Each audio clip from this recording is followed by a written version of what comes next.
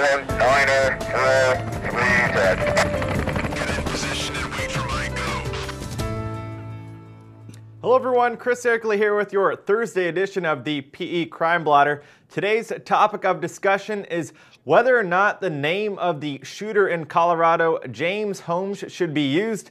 In stories, both in national and local media, a lot of talk. The governor of Colorado has said that he will no longer be using the name. Even CNN's Anderson Cooper has pledged that he will no longer be using the name of James Holmes. We're talking today with in-studio Press Enterprises' John Asbury, and also in our Hemet Bureau, we have Kevin Pearson, who actually dealt with a member of one of the victims' families. And John, first we're going to start with you. What really is the reaction in the debate amongst the local media and also people that are passionate about this topic? Right, and this is sort of a new movement, but it's growing nationally. It started with the brother of one of the victims who said that we need to be remembering the victims and not the suspect in this case.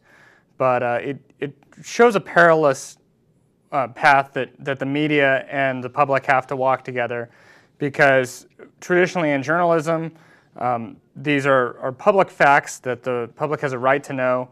Obviously, James Holmes' face and name have been broadcast across television and newspapers since Friday, and it's something that news organizations have pledged they must uphold to hold him accountable.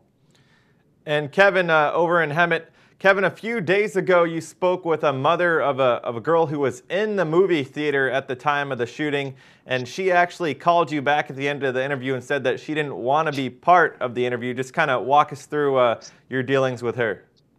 Well, I spoke to Erin Christian, the mother of Stephanie Davies, who gained national attention when Obama spoke about how she saved her best friend's life. And Stephanie is from him originally. Spoke with her mom by phone, and her mom had some great things to say. And the mom called me back probably about a half hour later and said, I'm not comfortable with my daughter's name being in the story with the shooter's name. Can you leave it out? And I said, well, I don't know if that's reasonable. I said, we've already published a story online. I said, and it is a news event. We do have to include what led to this heroic situation and who was alleged to have been at fault for it. And she said, well, a TV station in Denver is not mentioning his name, etc. And, it sparked some debate in the newsroom. And certainly, on one side, we want to be compassionate and understanding that these people have gone through a trauma that most of us in our lives can never realize. But at the end of the day, we have a job to uphold, and that's to present all of the facts and all sides and to explain what happened, and James Holmes' name needs to be involved in that to present everything on all sides. And John, what's your reaction to that? Yeah, and I don't think it's even up to debate, and I don't think it's even taking an opinion in the matter. It's the principles that news organizations have followed in terms of creating a transparent society, just as the courts have been transparent in presenting this information. Obviously, we don't want to, there's a fine line that no one wants to exploit this guy. We obviously don't know what his motives are. We're far too early to be in that conversation. But as long as it's done professionally and respectfully, and the courts have done their jobs, limiting cameras, actually since issuing a gag order from any official authority in Colorado to talk about the case.